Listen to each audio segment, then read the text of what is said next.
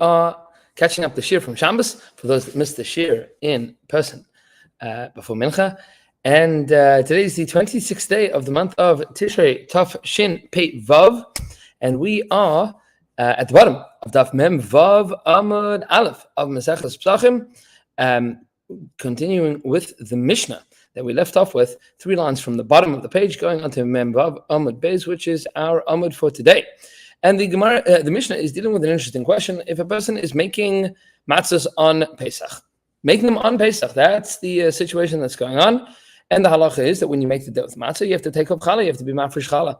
The problem is that in the midst of making this dough, it became tameh, which means that the truma, the challah that the person would be taking off, would be challah tameh, which needs to be burnt. And what are you going to do in such a situation?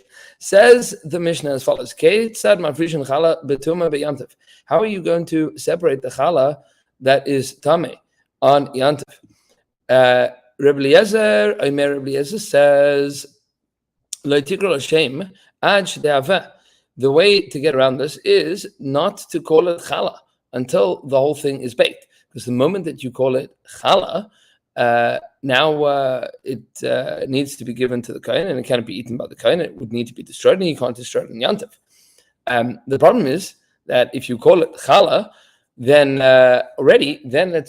you can't bake it, and you can't, because it cannot be used, so it's not for tzarech yamtiv, and you cannot destroy it because that would be making a fire. Tzarech yamtiv, and leaving it there means that it's going to turn into chametz, and that's a big problem. Says Rabbi Eliezer, here's your solution. No problem.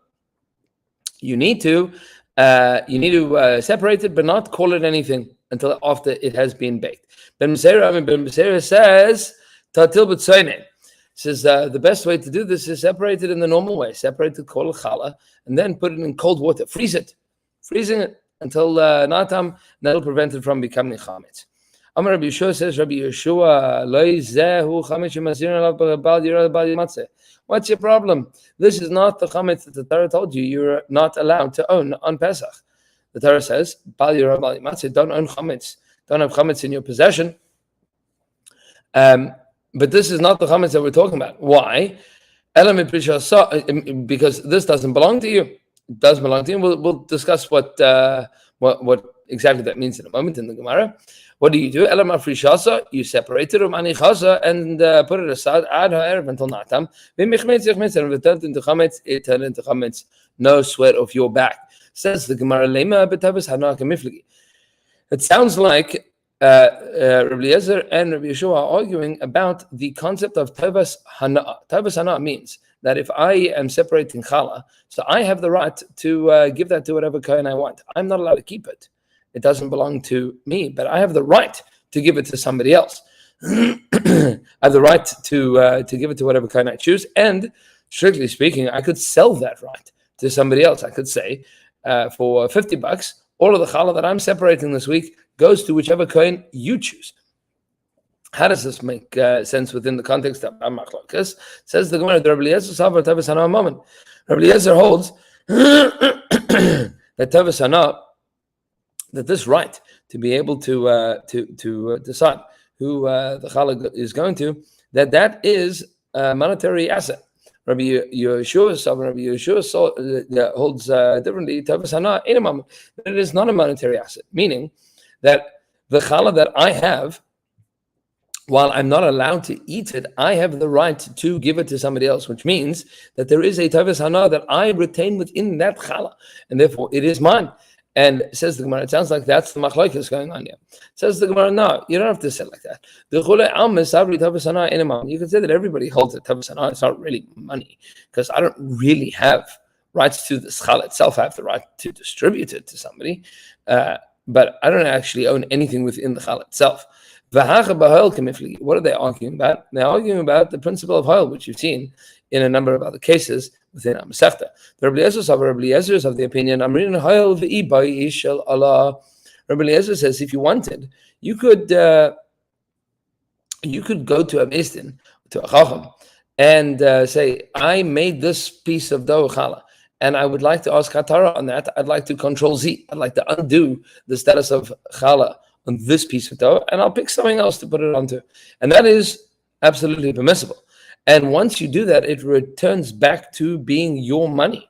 It belongs to you once again. You pick something else to go to the Kohen.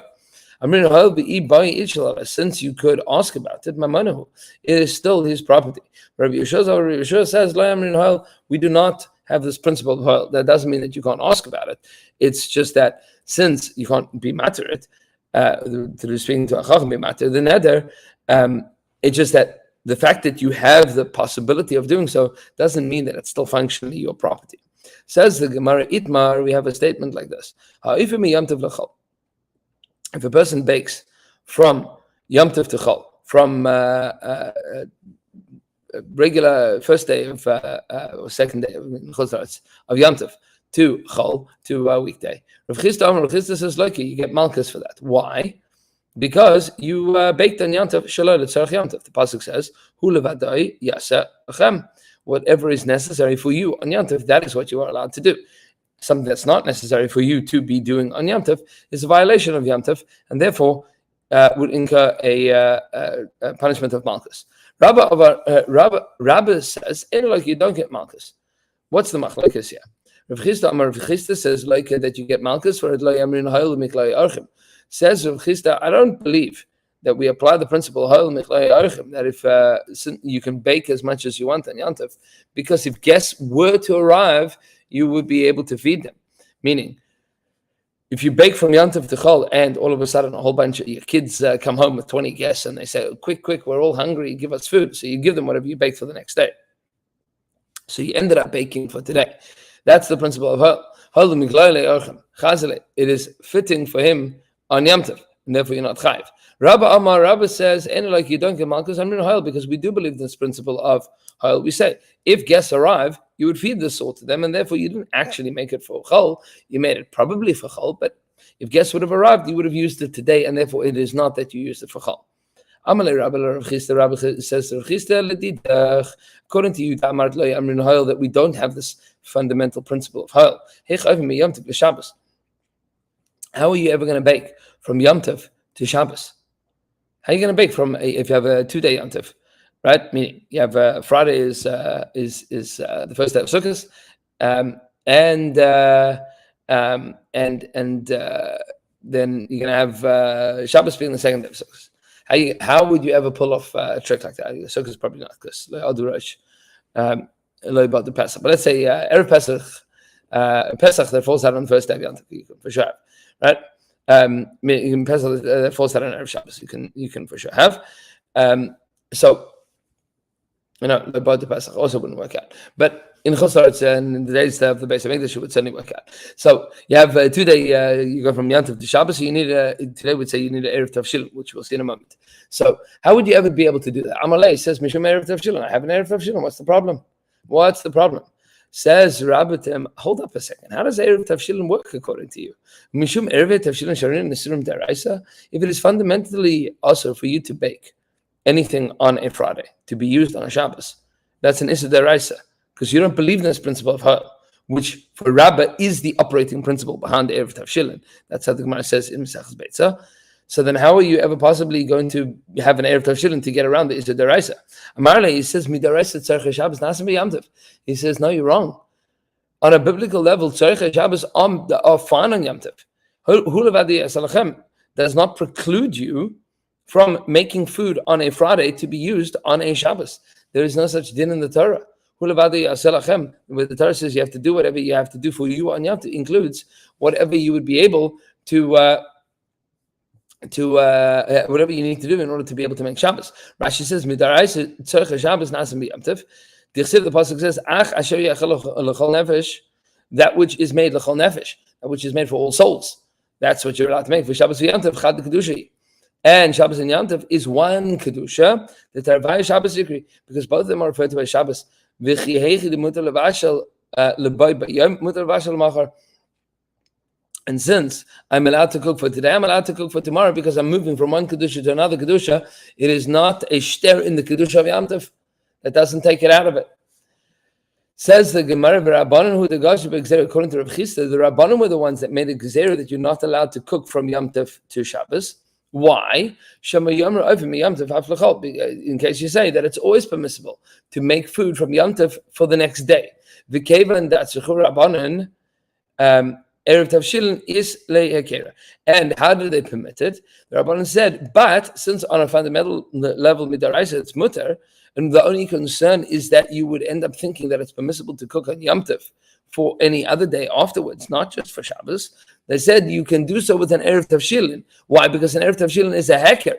That is noticeable for you to be able to say, the only reason that I'm allowed to cook is because I have an Erev Tavshilin. That's what is permitting me to cook. Otherwise, I wouldn't be able to do it. Says the Gemara, now Rabbi attacks Rav Chisda. He says, I don't understand. If I have an animal that is in danger, meaning you have an animal that got caught somewhere, and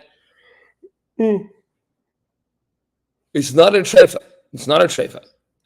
meaning it's alive and well, but it is in danger, and if I don't deal with this now, it's going to die. It's caught in a trap, and if I don't do something about this now, I'm going to end up losing this animal, because if it dies, then it's going to become an avela. Says the Mishnah, lo yishchet, you are not allowed to shecht it on Yom Tov. Ella kedei sheyochel lechol hemen kazayis slimim b'yom, unless there is enough time for you to eat at least the kazayis of this animal on the grill, on the barbecue. Mi ba'od yom. You have to be able to roast and eat at least the kazayis of it. Says Rabbi as follows: as long as you are able to eat it, even if you don't want to eat it, meaning you don't actually need to eat it. Says Rabbi, the Mishnah is telling you the principle of hoil. Since you could eat it, shechting it now and roasting it in order for you to save the animal, you're allowed to. Because if somebody said, I want the kazayis, you'd say, oh, okay, but say that. Go ahead, have it. So since you could fundamentally have a situation that you might want to eat it, somebody might want to eat it, even if you don't want to eat it, you're allowed to. Says the Gemara, Rabbi is saying to Rav Chisda, this makes good, strong, well support and sense for me. I say the principle of hoil. Since somebody might want to eat it, I can check it now. If somebody wants to eat it, they'll be able to. That's the reason I'm allowed to shecht it. But according to you, that you don't say hoil, how could the Mishnah possibly say that you could shecht it? He says to Mishum Hefsed Mamoneh. Well, the Mishnah is going to permit you to do it because you're going to lose out of money. If your animal dies, you're going to end up losing a tremendous amount of money. Says Rabbi to Rav Chisda, come on, that's not nice. Mishum Hefsed Mamoneh Sharin Nisim Deraisa, because you're going to lose money would permit you to violate an Nisim Deraisa. This is Deraisa. You're not allowed to shecht it unless you want to eat it on Yom Tov. So Amara says, yeah, absolutely in Mishum Hefsed Mamoneh, because you would end up losing money if you didn't shecht it. He's going to say, well, gosh darn it, I'm going to eat the kazayis. I absolutely want to eat the kazayis. I would much rather eat it, even though I'm very full right now. If the question is losing, a couple $100 worth of this animal, a couple $1,000 worth of meat, or shechting this now and eating a kazayis, even though I'm very full, I think I'll figure out how to eat the kazayis. Meaning that there's no hoil here. It is you would actually go and shecht it and eat the kazayis, even though you're not hungry. So he says, because there's no way of eating a kazayis basar below shchita. So I now need to eat a kazayis basar. So look at that. I all of a sudden developed an appetite. Let me go and shecht this animal. And Be'ez Hashem Yisbarach, we will continue with the next piece of the argument tomorrow with Eisive Lechem Hapanim, with an objection with regards to the Lechem Hapanim. And I will see everybody, Be'ez Hashem Yisbarach, tomorrow. Wishing everybody a good Tavach and a beautiful full week ahead. Yinoyam Hashem Elokeinu Aleinu Masi Yedenu Kanu Aleinu Masi Yedenu Kanu Nehu.